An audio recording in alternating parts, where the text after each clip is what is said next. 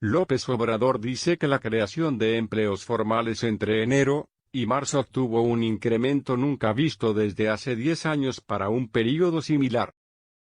Todo depende del cristal con que se mire, dice un dicho popular que también aplica muy bien a la política y a los números. Este martes, el presidente Andrés Manuel López Obrador presumió la creación de empleos en México en el primer trimestre de 2019. Hubo un incremento nunca visto desde hace 10 años para un período similar, dijo el jefe de Estado en su habitual conferencia matutina.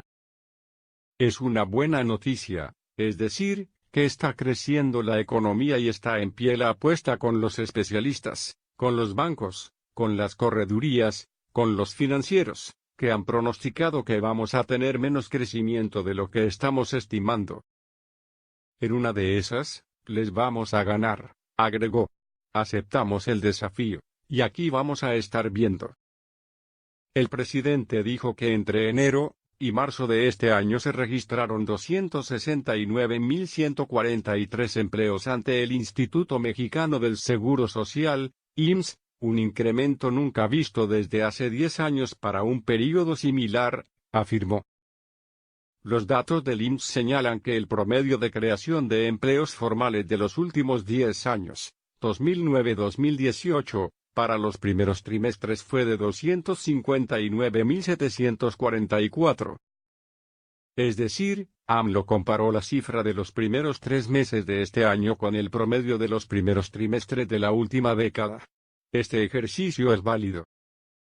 Sin embargo, al observar las cifras por año, la historia es diferente. El primer trimestre de 2017, dentro del sexenio de Enrique Peña Nieto, fue el período de 3 meses en que mayor número de empleos formales se generaron, con 377.694, una cifra mayor a la que presumió el presidente esta mañana. En los 10 años mencionados por el presidente, el primer trimestre de 2017 es la cifra más alta en creación de empleos.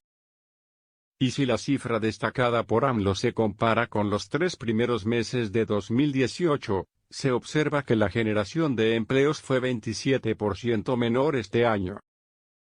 El empleo pierde fuerza. Los datos muestran que la creación de puestos de trabajo en México en realidad ha perdido fuerza en las últimas semanas. En marzo pasado se crearon 48.515 plazas, que significan una disminución de 46.4% respecto al mismo lapso de 2018, y es el peor marzo desde 2009. David Kaplan, economista del Banco Interamericano de Desarrollo, BID, consideró el pasado 13 de abril que la desaceleración en la generación de empleos en México ocurre ya desde hace cerca de 10 meses. AMLO precisó que dará a conocer los detalles de la información más adelante para que puedan constatar su certeza. AMLO está siendo derrotado por la corrupción de la ANTE. Romero Hicks, el coordinador de la bancada del PAN, fue constructor de la reforma educativa vigente en la pasada legislatura como senador, y presidente de la Comisión de Educación. Juan Carlos Romero Hicks, coordinador de la bancada del PAN en la Cámara de Diputados, señaló que el presidente Andrés Manuel López Obrador está siendo derrotado por la Coordinadora Nacional de Trabajadores de la Educación, CNTE, tras el intento de derogar dicha reforma estructural. El coordinador fue constructor de la reforma educativa vigente en la pasada legislatura como senador y presidente de la Comisión de Educación. Todo acto de autoridad requiere ser fundado y motivado. Al no tenerlo, el acto es nulo. El tema es jurídico y simbólicamente político, indicó. El presidente está siendo derrotado por la corrupción de la CNTE, haciendo a un lado el principio jerárquico del interés superior de la niñez, aseveró. Un ataque a la separación y división de poderes, desprecio hacia el poder legislativo, politiquería de manotazos en la cual la desobediencia al Estado de Derecho es otra forma de corrupción, finalizó. ¿Qué necesita México para crecer 4%, tal y como busca AMLO? Jesús Seade, Ildefonso Guajardo, Raúl Martínez Hostos, Héctor Villarreal y Fernando López Macari coinciden que la inversión es un factor clave para impulsar el PIB de México. El gobierno de López Obrador lo tiene claro y confía en ello. La economía mexicana crecerá 4% hacia finales de este sexenio. Incluso los empresarios del país apoyan este optimismo. Pero, ¿qué se necesita para que se logre ese número? Es la pregunta de los 64,000 pesos o millones, consideró el subsecretario de México para América del Norte, Jesús Seade. Una reacción similar fue la del exsecretario de Economía y líder de la renegociación del Talcán, Ildefonso Guajardo. Pues muchas cosas, respondió acompañado de una sonrisa. La sorpresa de ambos no es de extrañar si se considera que la economía mexicana enfrenta una desaceleración. El responsable de las finanzas públicas del país, el secretario de Hacienda, Carlos Ursúa, confía que la meta de su jefe para el crecimiento económico se alcanzará. Que al final del sexenio estemos creciendo a una tasa promedio del 4%. Todavía creemos que es posible a partir de la última mitad del sexenio, y seguimos creyendo que, básicamente, es un problema de inversión pública y privada, aseguró Ursúa en una entrevista al diario español El País en el marco de la convención bancaria de la semana pasada. Dada esa complejidad, analistas difieren en si se cumplirá, pues para unos es posible aunque con varias condiciones y para otros es realmente difícil lograrlo. México es capaz de crecer 4%, aseguró Raúl Martínez Hostos, nuevo vicepresidente de la Asociación de Bancos de México, AM.